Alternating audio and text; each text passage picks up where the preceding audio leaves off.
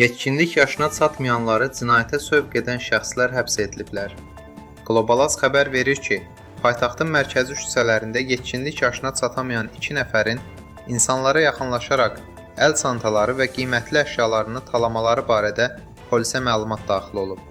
Səbail rayon polis idarəsinin əməkdaşlarının həyata keçirdikləri tədbirlərlə həmin şəxslər saxlanılıblar. Aparılan araşdırmalarla azyaşlıların yaxın qohumları tərəfindən qanunsuz əməllərə sövq edildiyi müəyyən edilib. Tədbirlərin davamı olaraq həmin şəxslər 23 yaşlı İkram Bukavazin və 35 yaşlı Malik Bədirov da müəyyən olunaraq saxlanılıblar.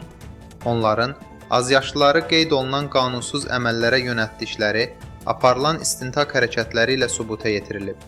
Faktla bağlı cinayət işi başlanılıb. İ. Bukavazin və M. Bədirov barəsində məhkəmənin qərarı ilə həbs qətimkan tədbiri seçilib. Araşdırma aparılır.